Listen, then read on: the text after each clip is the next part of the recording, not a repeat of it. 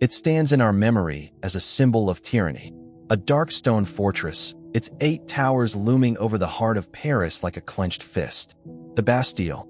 For centuries, it was the ultimate expression of absolute power, a place where the king could make his enemies simply disappear. On July 14, 1789, the people of Paris did the unthinkable. They attacked it. They tore it down. The storming of the Bastille is celebrated as the spark of the French Revolution, the day the common man stood up and broke his chains. But what if that's not the whole story? What if the shadow cast by this fortress is longer and darker than we imagine? What if the day liberty was supposedly won was also the day it began to be lost? This is the story of that day, told through the eyes of 3 people caught in the heart of the storm. A man who defended the fortress, Bernard-René de Launay, the governor of the Bastille, a career soldier facing an impossible choice. A man who lit the fuse, Camille Desmoulins, a brilliant, stuttering lawyer turned revolutionary journalist, whose words would set Paris ablaze. And a man who answered the call, Jean-Baptiste, a fictional cabinet maker from the Faubourg Saint-Antoine. He is one of us, an ordinary man about to be swept up in the extraordinary tide of history. The summer of 1789 was a season of hunger and fear. The price of bread had skyrocketed, and whispers filled the streets. Whispers of the king, Louis XVI, gathering foreign troops to crush the newly formed National Assembly, the people's first attempt at a voice. Paris was a tinderbox. On July 12th, news arrived that the king had dismissed his popular finance minister, Jacques Necker. To the people, this was proof. The hammer was about to fall.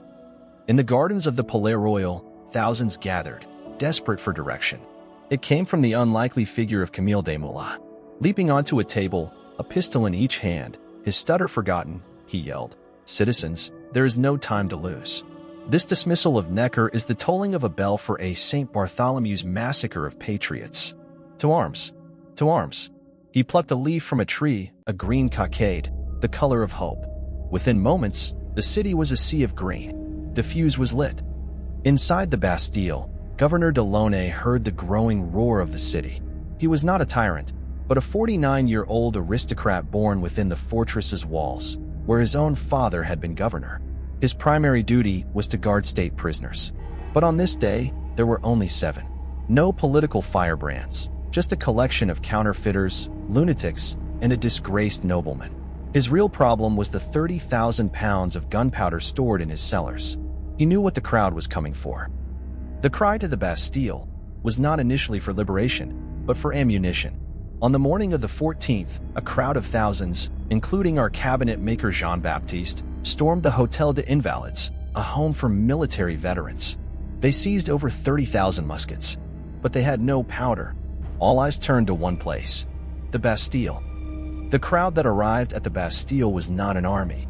It was a chaotic mix of shopkeepers, lawyers, artisans like Jean-Baptiste, and deserters from the French Guard. They sent delegates to negotiate with de Launay. He received them politely, even inviting them to share his lunch. He promised not to fire unless attacked. But outside, the crowd grew impatient. They believed the delegates had been imprisoned. The mood turned from demanding to violent. Around 1:30 p.m., a few men managed to climb the roof of a perfumery next to the wall and drop into the outer courtyard. They cut the chains of the drawbridge with an axe. It came crashing down. The crowd surged in. Panic seized the garrison. A shot was fired. Then a volley. Men fell, screaming. Jean-Baptiste, caught in the crush, saw his neighbors die beside him. The promise was broken. Blood was now on the stone. The battle for the Bastille had begun. For over 3 hours, the fortress held. The attackers' muskets were useless against the thick stone walls. But then, the tide turned.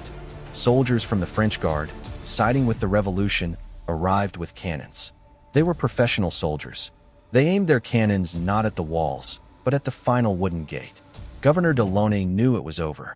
The gate would not hold. De Launay threatened to light the gunpowder and blow the entire neighborhood to kingdom come. But his men refused. He surrendered, on the condition that none of his men would be harmed. The promise was accepted, but the mob that poured in was not in a forgiving mood. They had seen their friends and family killed. They dragged de Launay into the streets, beating and stabbing him. Despite his pleas to be killed, he was brutally murdered, and his head was sawn off and paraded through the streets on a pike. Jean-Baptiste looked on, the triumphant cheer in his throat catching, turning to ash. This was not the victory he had imagined. The fall of the Bastille was hailed as a miracle, a symbol of freedom. But the bloody aftermath, the murder of a surrendered man, was a dark omen. It set a precedent that justice could be delivered on the street with a pike. Years later, Camille Desmoulins, the man who had lit the fuse, would find himself a victim of the same revolutionary fervor. As he was led to the guillotine, he lamented, "My crime is to have shed a tear." The shadow of the Bastille had consumed him, too. So what is the true legacy of that day? The Bastille was torn down, stone by stone, its rubble sold as souvenirs of liberty. It remains a symbol of the fight against oppression, celebrated every year in France. But its shadow reminds us that the line between justice and vengeance, between revolution and terror, can be terrifyingly thin. It teaches us that the fight for freedom is complex, and that sometimes the most momentous victories carry the seeds of the most profound tragedies.